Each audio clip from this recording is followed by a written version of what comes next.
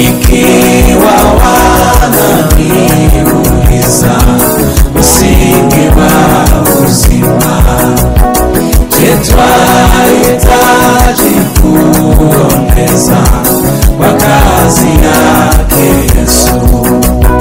Kwa uhodari nitajibu, msingi wangu ni wangu. Bwana Yesu asifiwe sana mpendwa katika Kristo. Na kusalimu na kukubariki kwa jina la Yesu Kristo. Tunakuja mbele zako tena na somo ambayo nasema siri ya imani ya Mariamu. Nini ilikuwa siri ya imani ya Mariamu? Tutasoma katika Mathayo sura 2 na mstari wake wa 13 mpaka 16, na tutasoma Luka sura zake 2:34 hadi 35. Tutaenda kuweka neno hili katika vitanga vya Bwana. Baba, tunakushukuru kwa neno ambalo umetupa na muda mzuri huu ambao umetubariki ili kwamba nilichangie neno lako na mtumishi wako na mjakazi wako ambaye ananifuata na kunisikia kwa muda na saa kama na hizi.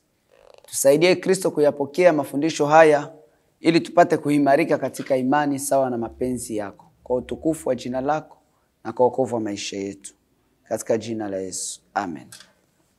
Bwana Yesu asifiwe sana mpendwa wangu. Tutaenda kusoma katika kitabu cha Mathayo sura 2 mstari wake wa 13 hadi 19. Tunasoma kwa jina la Yesu Kristo. Na hao walipokwisha kwenda zao, tazama malaika wa Bwana alimtokea Yusufu katika ndoto, akasema, ondoka umchukue mtoto na mama yake, ukimbilie Misri, ukae huko hata nikuambie, kwa maana Herode anataka kumtafuta mtoto amwangamize. Akaondoka akamchukua mtoto na mama yake usiku, akaenda zake Misri.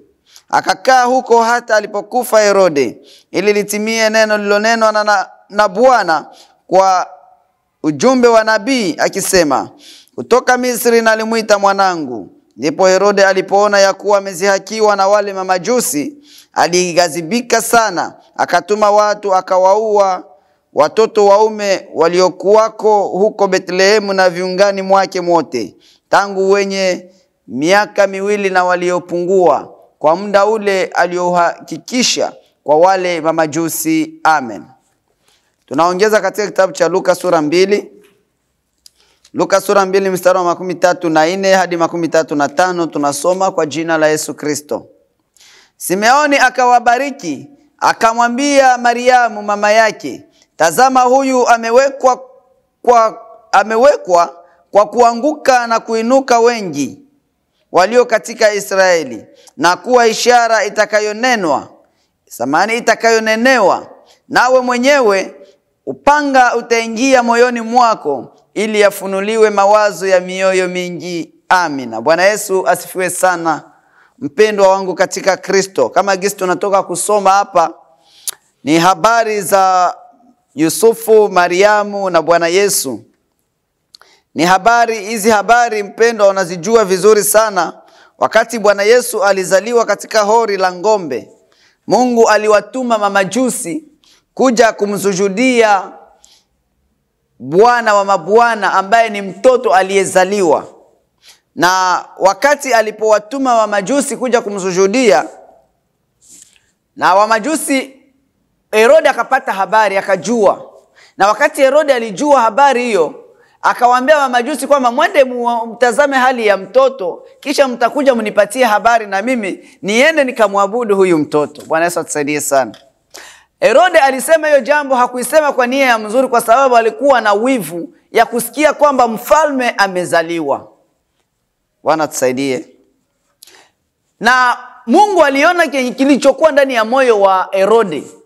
Na wakati Mungu aliona kilicho ndani ya moyo wa Herode, Mungu akawaambia wamajusi kwamba msirudie kwa Herode, msiende kumjulisha Herode, mpite nyingine njia, msimpelekee Herode ujumbe. Na wakati Herode aligundua kwamba amekwisha kuzihakiwa na wamajusi, alifanya njama ya kutafuta gisi ya kufika aende kumuua mtoto aliyezaliwa. Mungu mwenye kuwa na macho 7 akamwambia Yusufu kupitia njozi, akamwambia kwamba simama kamata mtoto na mama yake, mkimbilie Misri kwa sababu Herode anataka kumuua mtoto.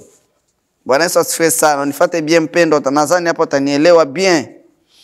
Na Mungu atakusaidia kuelewa somo. Somo ni siri ya imani ya Mariamu. Siri ya imani ya Mariamu. Na Yusufu akafanya kama gisi Mungu alimwambia. Sasa hapa kuko swali ambayo wewe na mimi tunaweza tukajiuliza. Namna gani Mungu ambaye mwenye uweza wote, Mungu mwenye kuwa na mamlaka, anaweza kumwambia Yusufu kwamba Herode anataka kumuua, njoo vile Herode anataka kumuua Yusufu, anataka kumuua mtoto, kumbe wewe kimbia na mtoto.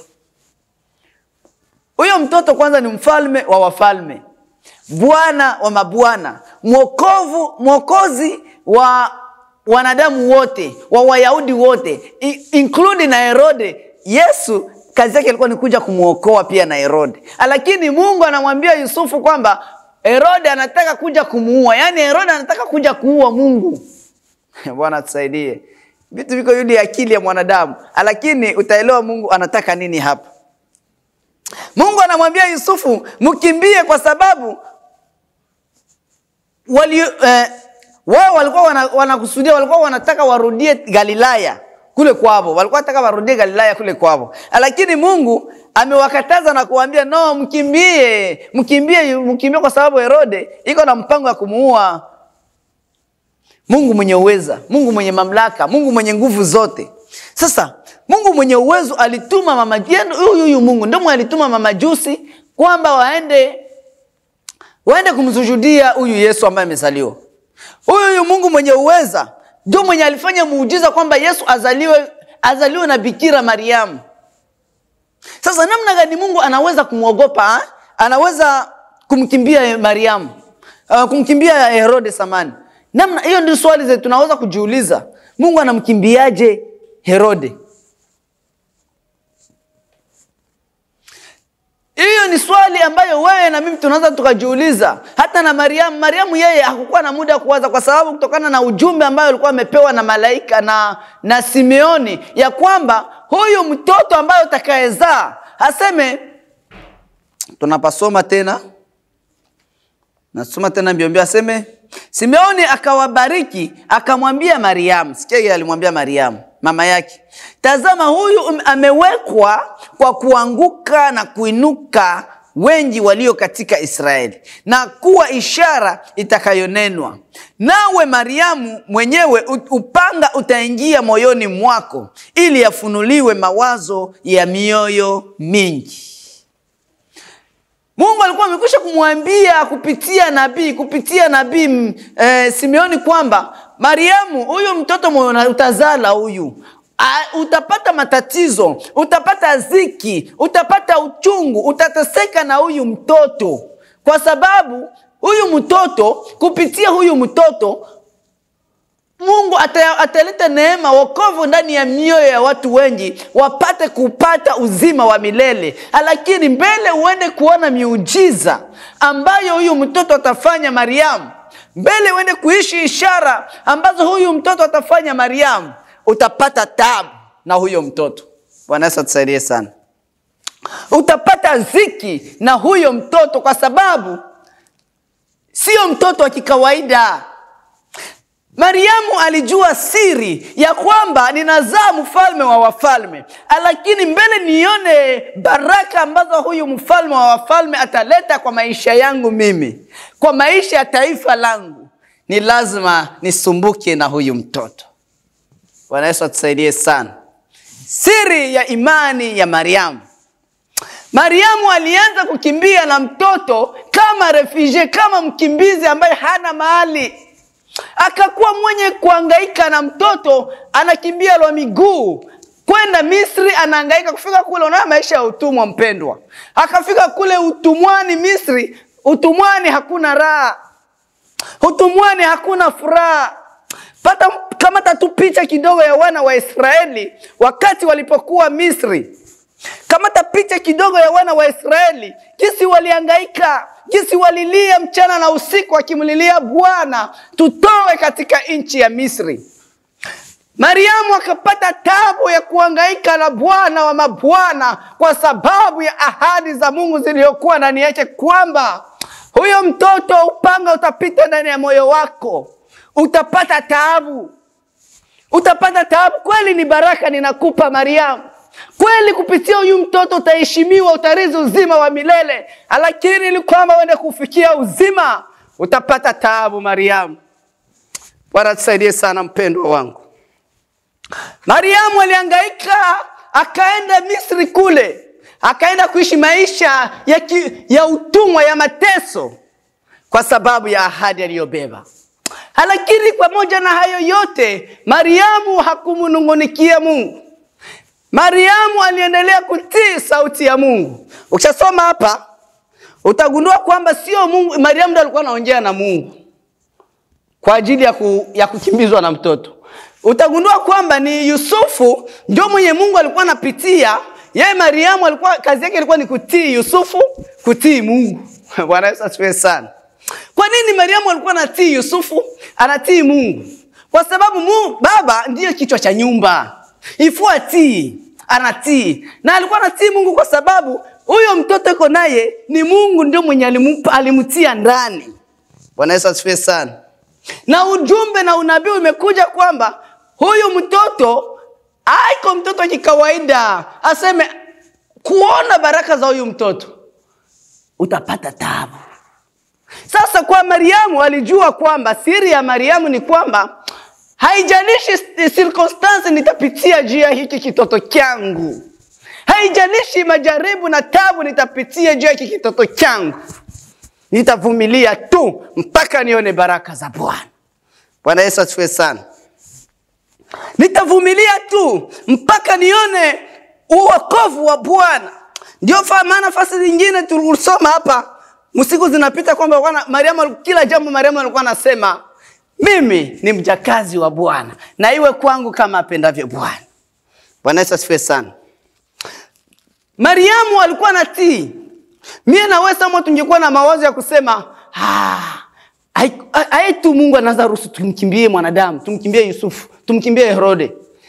Tu Mungu anaanza karuhusu twende nimkimbize mfalme wa wafalme. Huyu kwanza hii mimba kwa kisi nilipata ni kimuujiza. Tu Mungu anaanza ruhusu kwamba mwanadamu akiesumbua Mungu. Bwana Yesu tusaidie sana. Mariamu alijua siri. Mpendwa wangu, tumesoma hapa kwamba alikuwa amepewa tayari ujumbe ya kwamba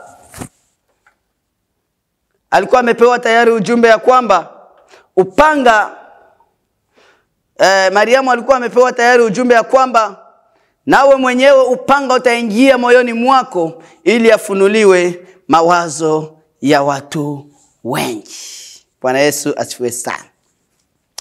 Mama wa imani ni Mkristo, ni kanisa, ni mtumishi, ni mchungaji, ni muimbaji, ni kijana ambaye kisha kumwamini Bwana Yesu na kupokea ahadi ya Mungu, anasubiri, anakaa na anavumilia utimilifu wa ahadi alizoahidiwa na Bwana. Bwana Yesu asaidie sana. Mariamu katika taabu na dhiki zote alipitia,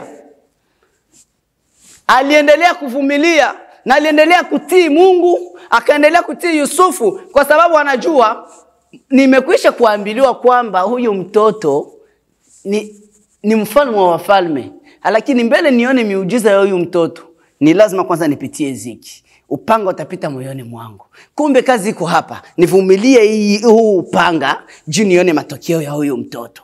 Nione mafanikio, nione baraka za huyu mtoto. Nione neema ya huyu mtoto. Bwana Yesu asifiwe sana. Sikia mpendwa.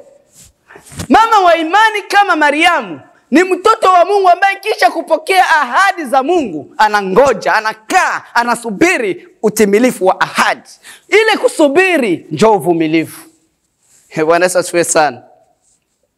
Yaani unaamini ahadi za Mungu kisha unazingoja. Hiyo kusubiri, hiyo kungoja hizo ahadi ndio imani. Na hiyo imani ndio inakupatia uvumilivu. Imani inakuletea kuvumilia. Unaamini kwamba Bwana atatenda. Unaanza kuvumilia kwa kusubiria utimilifu wa ahadi katika maombi, katika kutafuta uso wa Bwana, katika kuishi neno la Kristo, neno la Mungu. Mariamu aliendelea kutii.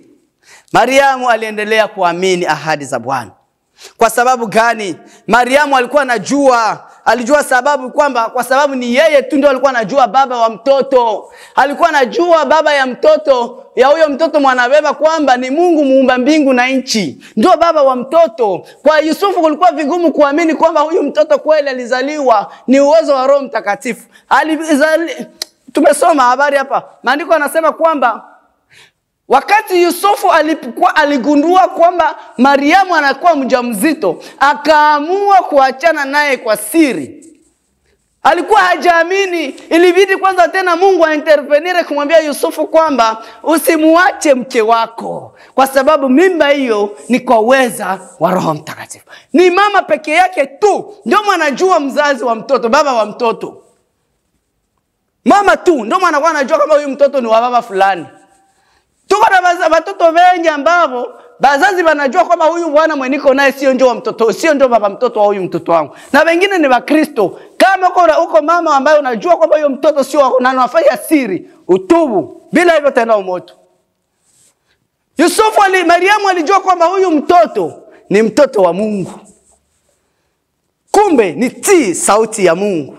Ni tii maagizo ya Bwana. Bwana Yesu asifiwe sana. Mariamu peke yake alikuwa anajua na kwamba Yesu ni nani. Alikuwa anajua kwamba Yesu ni nani. Na ile kujua kwamba Yesu ni nani ilimpatia ujasiri na uhakika kwamba ya kusubiri na kuvumilia mpaka aone matokeo na kazi ambayo Bwana Yesu atakuja kufanya, kwa sababu ni ahadi za Mungu. Bwana Yesu asifiwe sana, mpendwa katika Kristo. Sisi wa Kristo jinsi tulivyo katika masirkonstansi katika maisha, tunakosa kuwa na uvumilivu. Bwana amekuahidi uzima wa milele. Bwana amekuahidi kupata mtoto. Bwana amekuahidi kupata mke, kupata mume mzuri. Bwana amekuahidi kufanikiwa kwa maisha yako, haijalishi circumstance yoyote ile. Bwana amekuahidi kuponywa magonjwa. Bwana amekuahidi vitu vingi sana. Bwana amekuahidi maisha baada ya kufa. Lakini tunakosa kuwa na uvumilivu kwa Bwana. Yaani tunakosa kuwa na imani katika Kristo. Yaani tunakosa kuwa na uoga wa Kristo. Tunakosa kukaa katika kutii sauti ya Kristo. Ndio tabia ya Wakristo wa leo jinsi tulivyo. Mama wa imani ni Mkristo ambaye yeye anakuwa na matumaini na imani kwamba ni Bwana alinena, ni Bwana alisema. Na Bwana aliyesema atayatimiza kwa wakati wake. Bwana aliyesema atatenda. Bwana Yesu asifiwe sana. Ujumbe ni kwamba Mkristo mwenye kuwa na siri ya imani kama Mariamu, au siri ya imani ya Mariamu ilikuwa ni kuvumilia katika ziki ambayo alikuwa anapitia. Ni kuvumilia katika taabu alikuwa anapitia. Warumi 12 mstari wa 12 inasema, iweni wavumilivu katika ziki. Tuwe na moyo wa uvumilivu katika ziki. Bwana Yesu asifiwe sana, mpendwa. Kuko tofauti kati ya utendaji wa Mungu na shetani. Kwa Mungu, kwa shetani yeye nipe nikupe, tik-tak. Lakini kwa Mungu akisha kwambia nitakupa, ni uvumilivu. Kwa Mungu ni uvumilivu. Mfaransa anasema lentement mais sûrement. Bwana Yesu asifiwe sana. Mama wa imani ni Mkristo ambaye iko na uvumilivu katika ziki. Yaani ni Mkristo ambaye anayemngoja Bwana katika matatizo ambayo iko napitia, kama Mariamu. Mariamu alipoambiwa mkimbize mtoto wako Misri, mkimbize mtoto Misri, kwa kupitia Yusufu wakimbilie Misri. Mariamu alipoambiwa vile, Mariamu alitii. Alivumilia kuyalienda la migulu, mchoko, mateso. Alihangaika. Mariamu angali mzazi mbichi kabisa, akahangaika. Bado Maana alikuwa na mateso mwili ya maumivu ya uzazi, lakini alikimbizwa kama mkimbizi, akakuwa refugee, akakuwa mvumilivu kwa sababu anajua huyu mtoto ni Bwana wa mabwana. Bwana Yesu asifiwe sana. Je, uko na moyo wa imani au uko na imani kama imani ya Mariamu? Hiyo ni swali unaweza kujiuliza na mimi ninaweza kujiuliza. Kutokana na maisha yako mbele za Mungu na circumstance ya mambo ambayo uko unapitia kwa maisha yako, unajua sasa ni swali unatakiwa ujiulize, je, imani yangu iko kama ya Mariamu ya kuvumilia probleme niko napitia? Haya magonjwa niko napitia, Bwana shaniahidi uponyaji. Je, ninavumilia au ninaanza tafuta wafumu?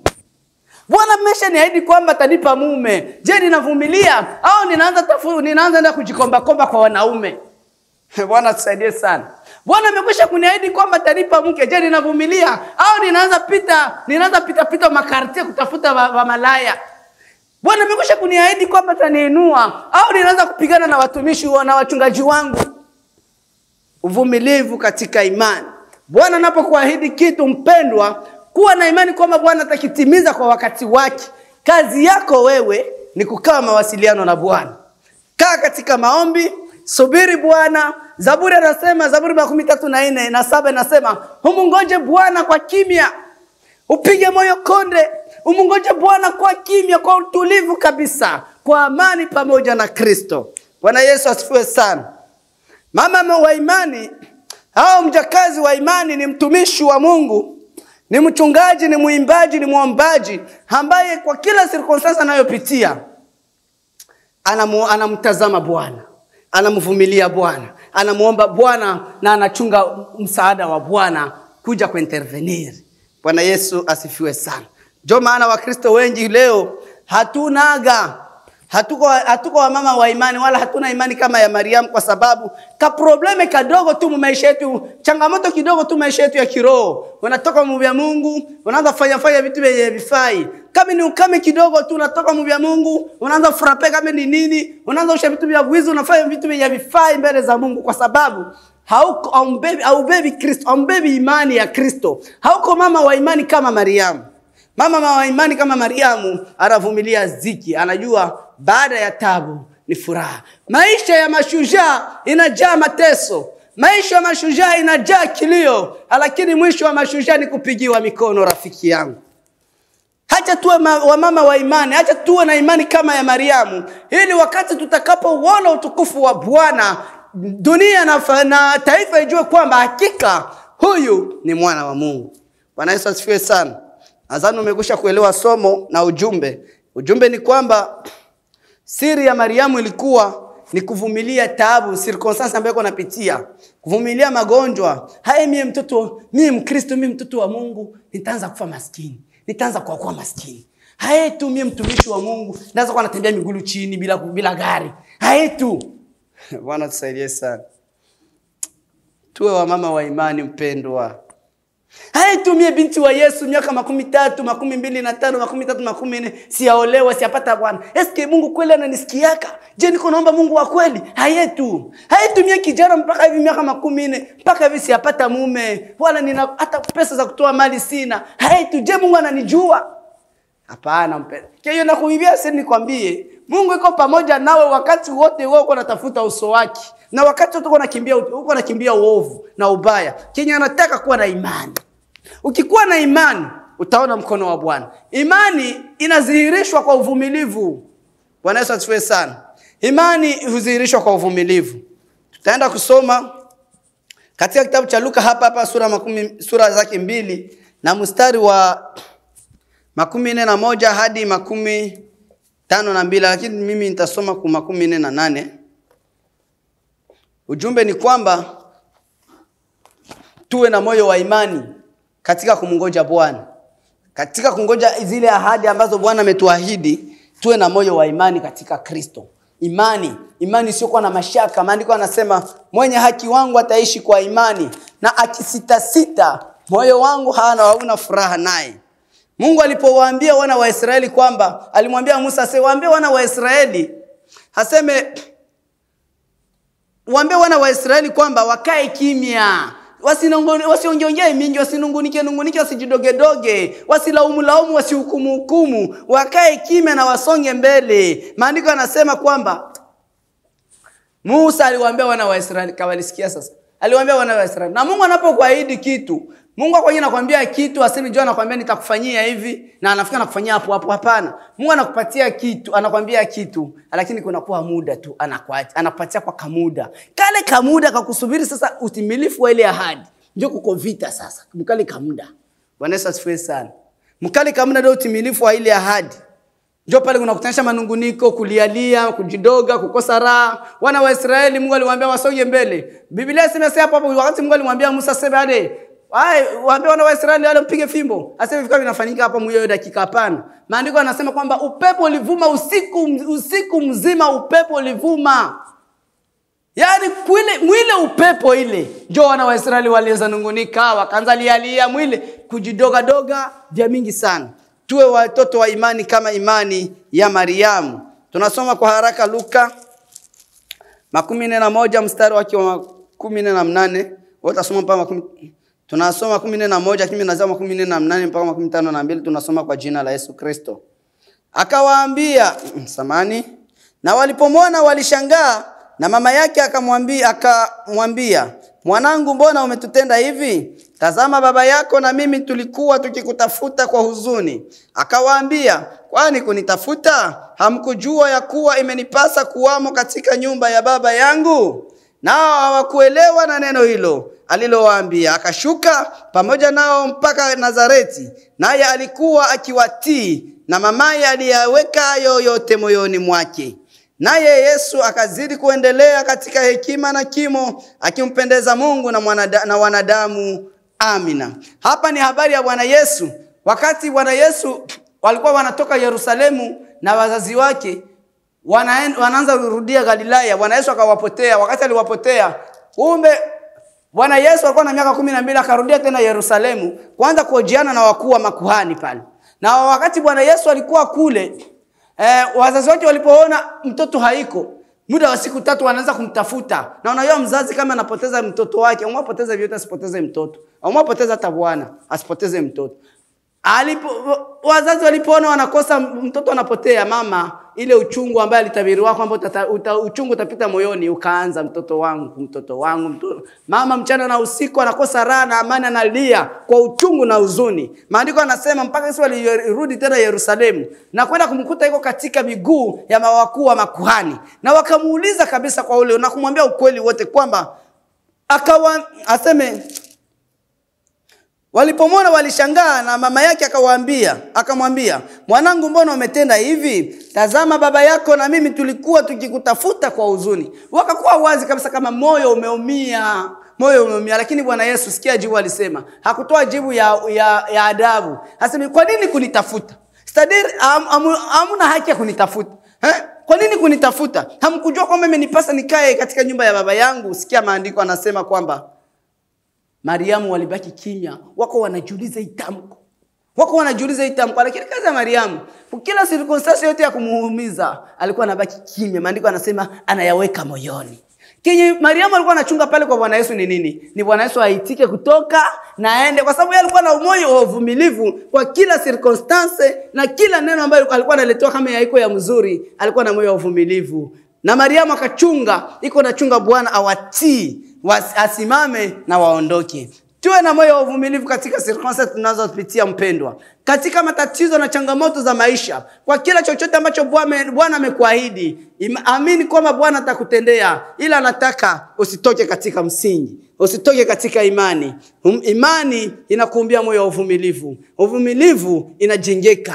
Uwe na uvumilivu katika Bwana, naye atatenda. Umungoje Bwana kwa kimya, upige moyo konde. Bwana yuko pamoja nawe. Kaa katika imani. Usitafute njia ya mkato ili kwamba uende kufanikisha mipango yako wala makusudi ya moyo wako. No. Utajikutesha unaenda mbali na Bwana na utashindwa kuona ahadi za Mungu. Bwana Yesu atusaidie sana. Mungu alimwambia Eli kwamba kwa sababu ulifanya hivi vitu, umefanya vitu kinyume na jinsi ninavyotaka, kwa sababu hakuwakanya watoto wako. Tazama, nilikuwa ninakuahidi kwamba kabila yako itatawala katika kiti cha enzi katika ukuhani milele, lakini kwa sababu ya zile ahadi nilikuwa naahidi, hizi ahadi zote nazikatala, sitazitimiza, na wewe sasa upanga na utakufa na utavunjika. Yaani kama hautii ahadi za Bwana, haukai katika uvumilivu na kuchunga mapenzi ya Mungu na muda wa Mungu, rafiki yangu, hautaendelea mbali na Bwana. Utangoja ahadi za Bwana, utazipata kwa sababu umemwacha Bwana. Maandiko yanasema kwa kuwa umemkataa Bwana, Bwana naye amekukataa, hautakuwa mfalme katika watu wake. Katika jina la Yesu, Bwana akupe neema na kuelewa ujumbe huu kwa uwezo wa jina la Yesu. Amen. Ikiwa wanami